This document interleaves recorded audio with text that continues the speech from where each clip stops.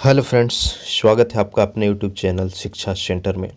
तो घटना चक्र बीपीएससी पूर्वावलोकन का बिहार स्पेशल से मिक्स 94 क्वेश्चंस को हम इसमें कवर करेंगे। बहुत ही महत्वपूर्ण होगा, इसलिए आप अंत तक जरूर देखिएगा। चलिए देखते हैं सबसे पहला क्वेश्चन। बिहार के निम्नलिखित जिलों में से कौन सा जिला नेपाल के साथ सीमा साझा नहीं करती है। देखिए, बार बार हम बोलते हैं, अगर आप बिहार के किसी भी एग्ज़ाम की तैयारी कर रहे हैं तो बिहार के मैप को अच्छे से आप ज़रूर पढ़िएगा। यहाँ पे अगर आपको मैप पे याद होगा तो आपको ये देख रहे होंगे कि इस साइड जो उत्तरी इलाका है, जो बाउंड्री बनाती है नेपाल का, उसमें कौन कौन जिला है। टोटल जो है 7 जिले नेपाल के साथ सीमा साझा करते हैं। सीतामढ़ी, किशनगंज, अररिया, सुपौल, मधुबनी, पूर्वी चंपारण और पश्चिमी चंपारण। तो इसका सही आंसर हो जाएगा आपका डी, पूर्णिया जो है वह नेपाल से सीमा नहीं लगाती है। चलिए देखिए दूसरा क्वेश्चन। निम्नलिखित में से कौन सा भारत के लिए राज्य में मौजूद एकमात्र यूनेस्को विश्व धरोहर स्थल, यानी बिहार में जो है एकमात्र यूनेस्को विश्व धरोहर स्थल कौन सा है। देखिए यहाँ पे आंसर जो हो जाएगा ऑप्शन ई होगा, एक से अधिक है। आपका महाबोधि विहार और शेरशाह सूरी का मकबरा, बिहार का जो नालंदा महाविहार है, ये सभी के सभी शामिल किए गए हैं। तो यहाँ पे शामिल है आपका नालंदा महाविहार और महाबोधि विहार, दोनों ही शामिल किया गया है 2002 में। ठीक है, तो इसका आंसर होगा उपयुक्त में से एक से अधिक। नेक्स्ट देखिए, बिहार आर्थिक सर्वेक्षण पहली बार किस वित्तीय वर्ष के लिए प्रकाशित किया गया था। ये भी बहुत ही महत्वपूर्ण क्वेश्चन है। सबसे पहले बिहार का आर्थिक सर्वेक्षण जो है वह प्रकाशित किया गया था वर्ष 2006-07 के लिए। ठीक है, किसके लिए? 6-7 के लिए। ये देखिए, भारतीय वन अनुसंधान और शिक्षा परिषद ने वन आधारित समुदायों का समर्थन करने के लिए TIFAC के साथ समझौता ज्ञापन पर हस्ताक्षर किए। ICFRE का मुख्यालय कहाँ पर स्थित है। तो इसका हेडक्वार्टर फ्रेंड्स वह स्थित है आपका देहरादून में। ऑप्शन डी जो है सही आंसर होगा। ध्यान से देखते चलिएगा, ठीक है, और वीडियो को लाइक जरूर कीजिएगा। आपसे रिक्वेस्ट है, नीचे जो लाइक बटन पे है जाकर के लाइक कीजिए और चैनल पर नए हैं तो सब्सक्राइब जरूर कीजिएगा। ठीक है, चलिए पांचवा क्वेश्चन देखिए। बाढ़ सुपर थर्मल पावर स्टेशन किस राज्य में स्थित है। बहुत ही आसान सवाल। बाढ़ आपका बिहार में स्थित है। देखिए, 10,000 ईसा पूर्व में विश्व की जनसंख्या कितनी थी। तो यह माना गया है कि विश्व की जनसंख्या जो है लगभग कितना था, 1 से 10 मिलियन था। ठीक है, तो यहाँ पे आंसर हो जाएगा आपका ऑप्शन ई। बिहार का अद्वितीय त्यौहार, वेरी वेरी इंपॉर्टेंट क्वेश्चन, आप सब लोग इससे अवगत होंगे, इसका सही आंसर कर पा रहे होंगे। बिहार का जो अद्वितीय पर्व है, त्यौहार है, वो छठ पूजा है। ठीक है, कौन सा है? छठ पूजा है। आठवां देखिए, निम्नलिखित में से कौन सा शहर राष्ट्रीय राजमार्ग 2 यानी नेशनल हाईवे 2 पर स्थित नहीं है। औरंगाबाद, सासाराम, मोहनिया या फिर पटना। ठीक है, तो इसका सही आंसर क्या होगा?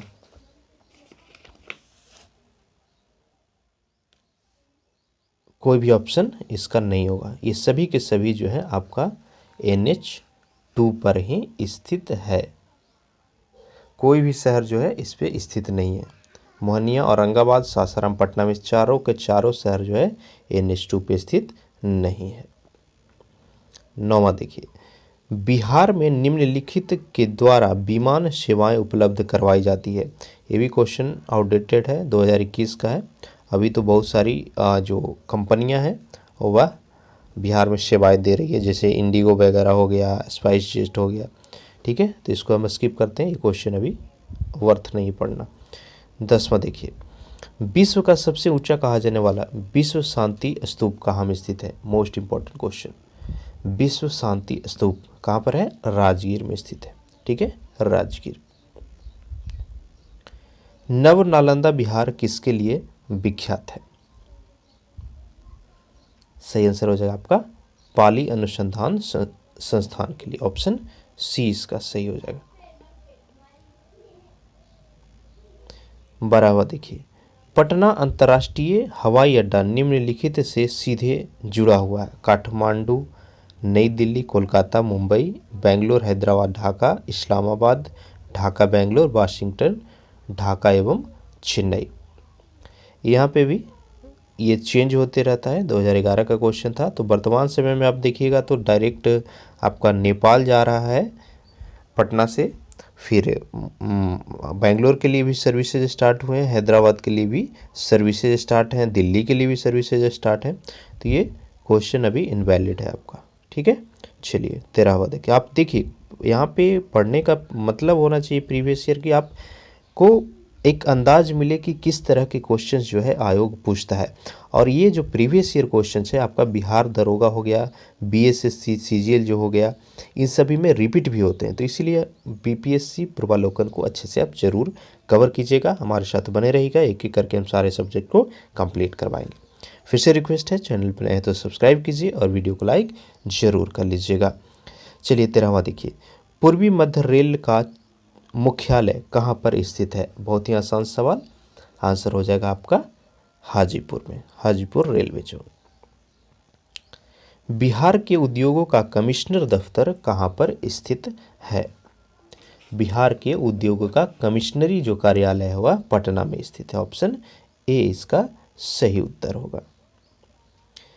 नेक्स्ट देखिए, भारत में एक समय पश्चिम बंगाल और आंध्र प्रदेश में सीमित नक्सलवाद अब किन राज्यों में फैल चुका है? तो अभी वर्तमान में देखिएगा तो नक्सलवाद आपका उड़ीसा, छत्तीसगढ़, झारखंड और बिहार, इन 4 राज्य में आंध्र प्रदेश के अलावा फैला हुआ है।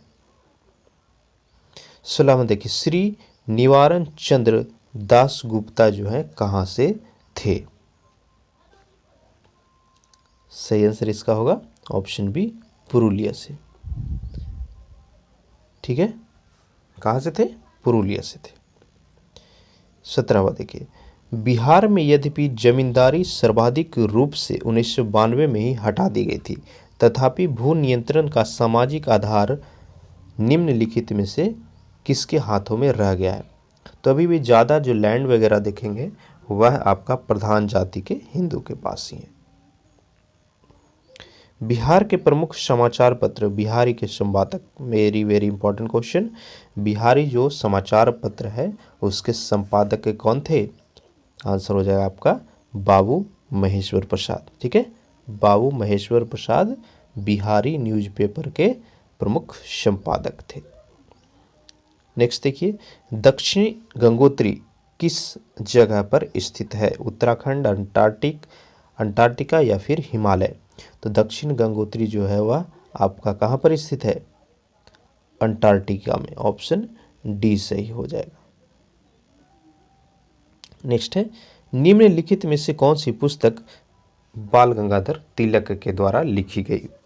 इंडिया इन ट्रांजिशन, गीता रहस्य, गोखले माई पॉलिटिकल गुरु या फिर डिस्कवरी ऑफ इंडिया? तो सही आंसर होगा ऑप्शन बी, गीता रहस्य। गोखले को किसका पॉलिटिकल गुरु कहा जाता था? गोपाल कृष्ण गोखले को तो महात्मा गांधी का कहा जाता था। ठीक है, चलिए आगे बढ़ेंगे हम। पुस्तक 1984 किसके द्वारा लिखी गई है?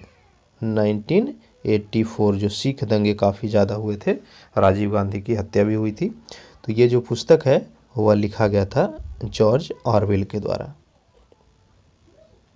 22वां देखिए, खेल कूद में उत्कृष्टता के लिए कौन सा पुरस्कार दिया जाता है?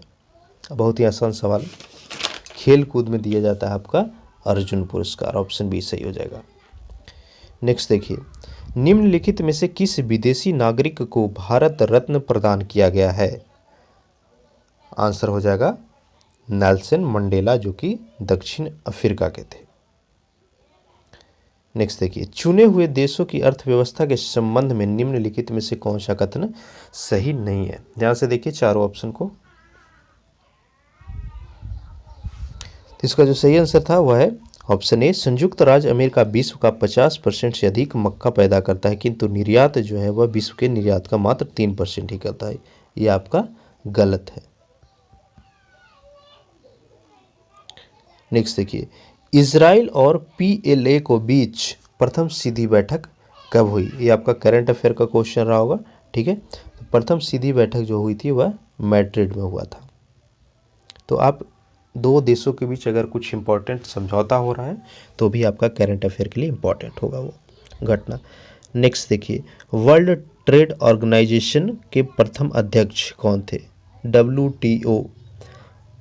देखिए, WTO की जो है स्थापना वह हुई थी 1 जनवरी 1995 को। ठीक है, और प्रथम जो अध्यक्ष बने थे वो थे पीटर सदरलैंड। ऑप्शन बी सही होगा। ठीक है, भद्रावती इस्पात केंद्र कहाँ पर स्थित है? सही आंसर होगा ऑप्शन बी, भद्रा नदी पर। नेक्स्ट देखिए, स्वर्णिम त्रिकोण का तात्पर्य यानी स्वर्णिम त्रिकोण का मतलब क्या होता है? तो यह होता है थाईलैंड, म्यांमार आदि के नशीले पदार्थों का उत्पादन करने वाला क्षेत्र को स्वर्णिम त्रिकोण कहा जाता है। नेक्स्ट देखिए, South Asian coalition on child servitude report के अनुसार भारत में बंद हुआ बच्चों की संख्या, ये अभी स्किप करेंगे, तो 1994 का क्वेश्चन है, डाटा चेंज हो गया होगा। ठीक है, तो इसको स्किप करेंगे। नेक्स्ट देखिए, सबसे अधिक तेल निर्यातक देश कौन सा है? तो ये आपका हो जाएगा सऊदी अरब। प्रकाश पादुकोण किस क्षेत्र में प्रसिद्ध है? ये भी आपका करंट अफेयर का क्वेश्चन होगा। ठीक है, 92-93 में, तो इसको अभी नहीं हम पढ़ेंगे, लेकिन कोई भी खिलाड़ी अगर कोई जीत रहा है ट्रॉफी को या काफ़ी चर्चा में है तो वो आपके करंट अफेयर के लिए इम्पॉर्टेंट होगा। एवरेस्ट पर चढ़ने वाली दूसरी भारतीय महिला कौन थी? सही आंसर क्या होगा? ऑप्शन ए इसका हो जाएगा आपका बी, संतोष यादव। ठीक है, Santosh Yadav. India wins freedom के लेखक, very very important question, India wins freedom के लेखक कौन थे? तो आंसर हो जाएगा आपका अबुल कलाम आज़ाद। भारत की राष्ट्रीय स्तनी क्या है? तो हो जाएगा आपका बाघ। कलिंग पुरस्कार किस लिए दिया जाता है? इंपॉर्टेंट क्वेश्चन है आपका, कलिंग पुरस्कार किसके लिए दिया जाता है? तो सही आंसर होगा विज्ञान को लोकप्रिय बनाने के लिए। ऑप्शन बी सही होगा इसका। अगला देखिए, संसार का सबसे बड़ा स्टेडियम, ये भी करंट अफेयर का चीज़ है, अभी तो काफ़ी चेंजेज आ गया है। ठीक है, तो इसको हम स्किप करेंगे, दुनिया का सबसे बड़ा स्टेडियम अभी चेंज हो चुका है। नेक्स्ट देखिए, autobiography of an unknown Indian के राइटर कौन है? तो एक आपका नीरद सिंह चौधरी। नेक्स्ट देखिए, अनीता रेडिक किसकी लेखिका है? ये भी आपका करंट अफेयर का क्वेश्चन होगा। प्रमुख बुक और राइटर आप जरूर करंट अफेयर से पढ़िए, और इसके साथ साथ हिस्ट्री के जो महत्वपूर्ण बुक और राइटर हैं तो ये आपको जरूर पढ़ना है। यहाँ पर जो सही आंसर होगा वो हो जाएगा business as unusual. Business as unusual book के राइटर थी अनीता रेडिक। ग्रीन पीस यानी हरित शांति क्या है? सही आंसर हो जाएगा पर्यावरण समर्थकों का एक अंतर्राष्ट्रीय संगठन है ये। अगला देखिए, दक्षिण अफ्रीका की नई संसद में राष्ट्रीय सभा और सीनेट की क्रमशः शक्ति कितनी कितनी है? तो होगा 400 और 900। ये भी करंट अफेयर का क्वेश्चन। नेक्स्ट देखिए, इंपॉर्टेंट क्वेश्चन है, स्टैच्यू ऑफ लिबर्टी कहाँ पर बना हुआ है? Very very important. तो स्टैच्यू ऑफ लिबर्टी जो है वह बना हुआ है आपका संयुक्त राज्य अमेरिका में। वह भाषा जो भारत में हिंदी के बाद वक्ताओं की दूसरी सबसे अधिक संख्या द्वारा बोली जाती है। ठीक है, हिंदी के बाद आपका सबसे ज़्यादा बोला जाने वाला लैंग्वेज, तो हिंदी जो है वह आपका 41%, उसके बाद बोला जाता है बंगाली 8.1%, और फिर तेलुगु जो है 7.19%। तो हिंदी के बाद तो बंगाली है, बंगाली इसमें ऑप्शन नहीं है, तो तीसरा नंबर पर तेलुगु, वही यहाँ पे आयोग ने आंसर दिया था। यूनेस्को की कार्य भाषाएं, इंपॉर्टेंट क्वेश्चन, यूनेस्को जो है कौन कौन भाषाएं में काम करता है? तो ये हो जाएगा ऑप्शन डी अंग्रेजी, फ्रेंच और रूस में। ऑफिशियल यूनेस्को की लैंग्वेज है चीनी, फ्रेंच, रशियन, अरबी और स्पेनिश, याद रखिएगा। नेक्स्ट देखिए, लाइफ डिवाइन नामक पुस्तक के लेखक कौन है? एस राधाकृष्णन, अरविंद घोष, मुल्कराज आनंद या फिर स्वामी विवेकानंद। लाइफ डिवाइन, तो आंसर हो जाएगा ऑप्शन सी। ठीक है, अरविंद घोष के द्वारा ये पुस्तक लिखी गई थी। नेक्स्ट देखिए, द मुर्स लास्ट साई, द मुर्स लास्ट साई के लेखक, तो ये हो जाएगा ऑप्शन बी सलमान रुश्दी। अगला क्वेश्चन देखिए 47, निम्नलिखित देशों में से कौन अमेरिकी शस्त्रों का सबसे बड़ा खरीदार है? यानी अमेरिका का जितने भी जो हथियार है उसका सबसे ज़्यादा कस्टमर है, खरीदारी करता है, तो ये हो जाएगा आपका सऊदी अरब। संत कबीर के सम्मान में मगहर महोत्सव कब प्रारंभ किया गया था? मगहर महोत्सव, तो ये प्रारंभ किया गया था 1987 ईस्वी में। ठीक है, और यह विश्व मानवता को संदेश देने के लिए यह आयोजन शुरू किया गया था। पूर्व सोवियत संघ का कौन सा पहला गणराज्य था जिसने अपने को स्वतंत्र घोषित किया था? इसका सही आंसर होगा ऑप्शन सी लिथुआनिया।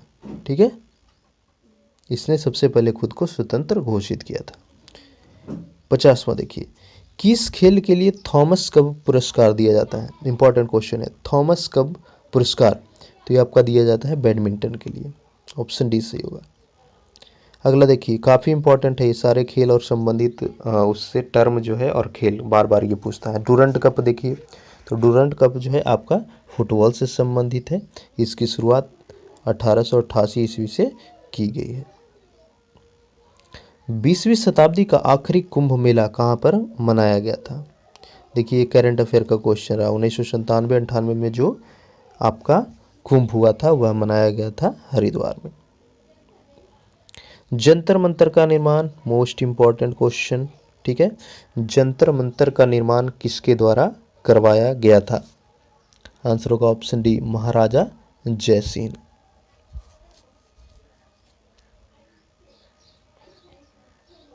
एक वयस्क भारतीय हाथी का भार लगभग कितना होता है? होगा 5 टन के बराबर। स्विट्जरलैंड में बोली जाने वाली प्रधान भाषाएं कौन सी है? स्विट्जरलैंड, तो वहाँ के नागरिक जो है वह जर्मन, फ्रेंच और इटालियन, ये 3 प्राइमरी वहाँ के लैंग्वेज बोलते हैं। भारत में जन्मे 2 व्यक्ति अमेरिकी नागरिक जिन्हें विज्ञान क्षेत्र में नोबेल प्राइज मिला था। सही आंसर होगा हरगोविंद खुराना और एस चंद्रशेखर। इंपॉर्टेंट है ऑप्शन डी।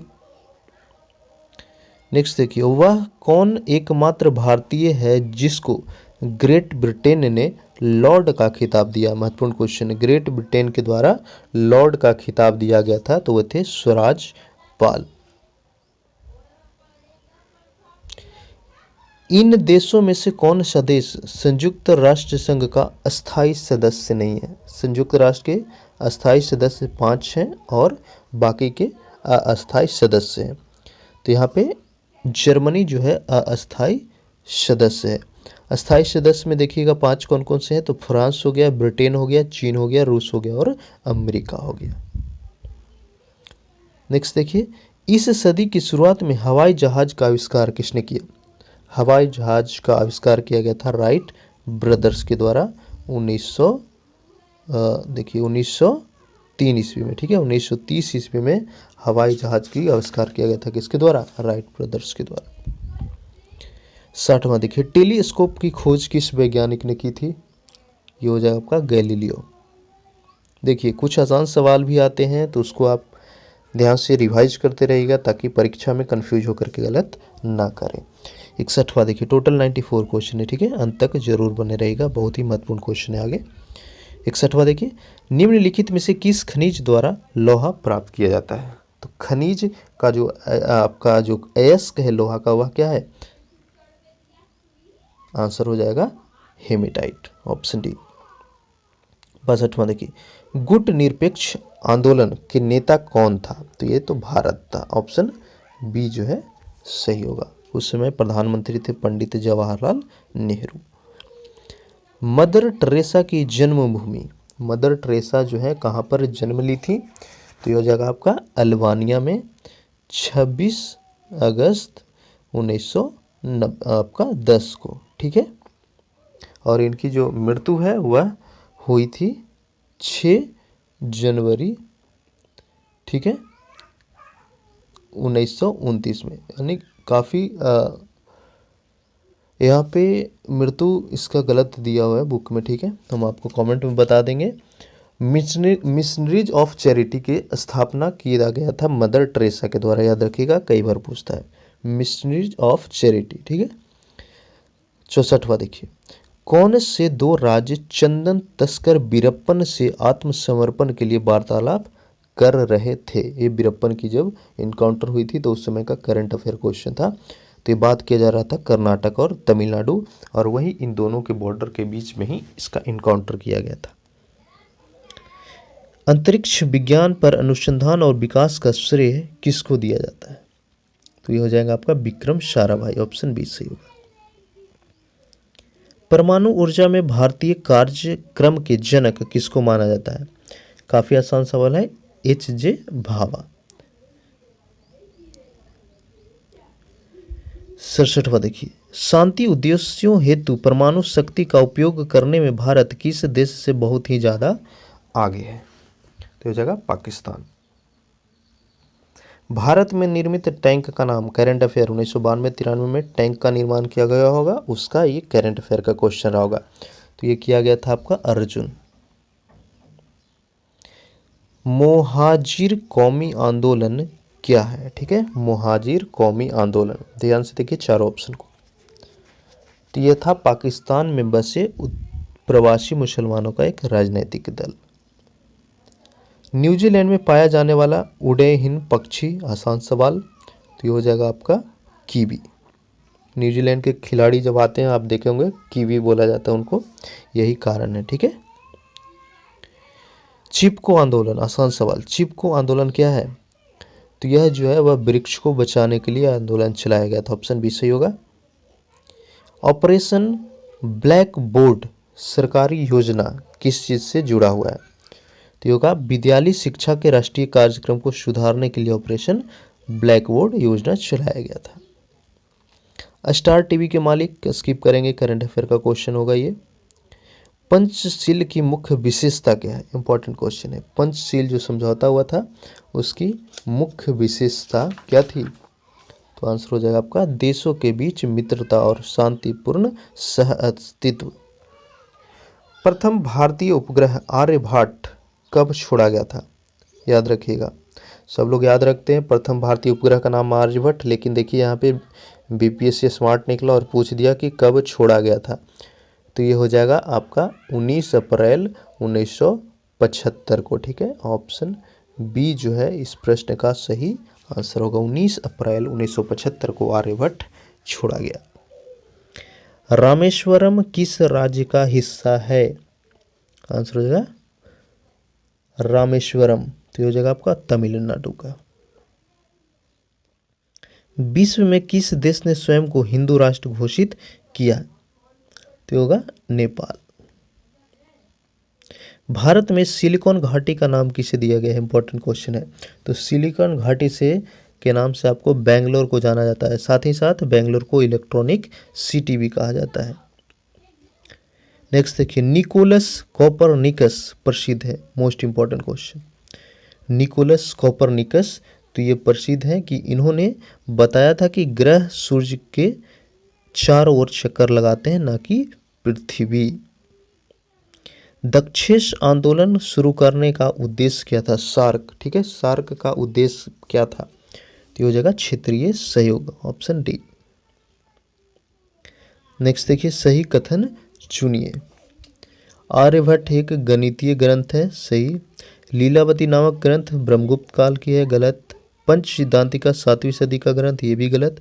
गणित सार संग्रह में शून्य को नहीं माना गया, ये भी गलत। तो आंसर यहाँ पे होगा ऑप्शन ए। वंदे मातरम गीत के रचनाकार, आसान सवाल, वंदे मातरम की रचना किसने की थी? बंकिम चंद्र चटर्जी ने। इसको सबसे पहले 1896 का कांग्रेस का कलकत्ता अधिवेशन में गाया गया था। ट्रायम्फ ऑफ द स्पिरिट नामक रचना निम्नलिखित में से कौन सत्य है? ठीक है, ट्रायम्फ ऑफ द स्पिरिट जो रचना है उससे संबंधित कथन कौन सा सही है? देखिए 3 कथन दिया हुआ आपका, ध्यान से देखिए। ये हो जाएगा ऑप्शन डी, ये तीनों की तीनों सही है। इसके रचयिता रोमी देवी हैं। इसमें कपिल देव के खेल जीवनी का विवरण है। इसका औपचारिक विमोचन सुप्रसिद्ध चित्रकार M.F. हुसैन के हाथों किया गया था। ये भी आपका करंट अफेयर का क्वेश्चन रहा होगा। देखिए करंट अफेयर कहाँ से पूछता है, आप समझते चलिए ध्यान से। 84वां देखिए, अंतर्राष्ट्रीय संबंधों में निम्नलिखित में से किस कारक का योगदान नहीं है? अंतर्राष्ट्रीय संबंध, ठीक है, तो ये हो जाएगा आपका ऑप्शन बी, आक्रामक राष्ट्रवाद की भावना नहीं होनी चाहिए। तकनीकी सहयोग हो सकता है, अंतर्राष्ट्रीय व्यापार भी होगा और उद्योगों का विकास होगा, लेकिन आक्रामक भावना नहीं होनी चाहिए। संयुक्त राष्ट्र संघ की सुरक्षा परिषद में निम्न में से कौन सा देश अस्थायी सदस्य नहीं है? अस्थायी सदस्य नहीं है तो ये हो जाएगा ऑप्शन ए, जापान। वैश्वीकरण के पीछे का मुख्य विचार क्या था? इंपॉर्टेंट क्वेश्चन है। तो वैश्वीकरण का उद्देश्य था कि आपसी सामान्य दृष्टिकोण रखते हुए समस्त अंतर्राष्ट्रीय समुदाय के साथ कार्य करना, ऑप्शन सी। नेक्स्ट देखिए, नौकरशाही का कार्य क्या होता है? नौकरशाही यानी जो बड़े बड़े ऑफिसर्स हुए उनका काम क्या होता है? तो ये हो जाएगा आपका मंत्रियों की सहायता, प्रशासन चलाना, सरकार की नीतियों को लागू करना। ऑप्शन डी जो है यहाँ पे सही हो जाएगा। तीनों के तीनों कार्य नौकरशाह के हैं। निम्नलिखित यूरोपीय यूनियन देशों में फिलिस्तीनी राज्य को आधिकारिक मान्यता देने वाला प्रथम कौन था? तो ये था स्वीडन, ऑप्शन ए सही होगा। अंतर्राष्ट्रीय विकलांग दिवस, इंपॉर्टेंट क्वेश्चन है। अंतर्राष्ट्रीय दिव्यांग या विकलांग दिवस कब मनाया जाता है? आंसर हो जाएगा 3 दिसंबर को, ऑप्शन डी सही होगा। प्रभावती देवी किस क्षेत्र की स्वतंत्रता संग्राम की सेनानी थी? बिहार स्पेशल क्वेश्चन देखिए, तो ये पटना क्षेत्र से स्वतंत्रता संग्राम में भाग लिए थे। श्री नरसिंह नारायण क्या थे? आंसर होगा समाजवादी नेता थे। श्री जगत नारायण लाल की पत्नी का नाम, ये भी इम्पॉर्टेंट है। डायरेक्ट आपका ये देखिएगा तो इम्तियाज अहमद का बुक से ये पूछा गया था, तो इसका सही आंसर हो जाएगा श्रीमती राम प्यारी। सूर्य ग्रहण कब होता है? बहुत ही आसान सवाल। सूर्य ग्रहण कब होता है? जब चंद्रमा जो है बीच में होता है पृथ्वी और सूर्य के। सबसे छोटा दिन, ये भी महत्वपूर्ण है। तो सबसे छोटा दिन हर साल 22 दिसंबर को होती है, ऑप्शन ए सही होगा। ठीक है, तो ये विविध क्वेश्चंस था बिहार स्पेशल के घटना चक्र पूर्वावलोकन से। ये वीडियो कंप्लीट होता है। चैनल पर नए तो फिर से रिक्वेस्ट है सब्सक्राइब जरूर कीजिए और नोटिफिकेशन को ऑन कर लीजिएगा। PDF चाहिए, कोई भी वैकेंसीज के अपडेट वगैरह चाहिए, न्यूज़ चाहिए, तो हमारा फेसबुक और टेलीग्राम दोनों चैनल का लिंक दिया हुआ है डिस्क्रिप्शन में, उससे जाकर के ज़रूर ज्वाइन कीजिए। वीडियो को लाइक कीजिए और ज़्यादा से ज़्यादा शेयर कीजिएगा। Thank you.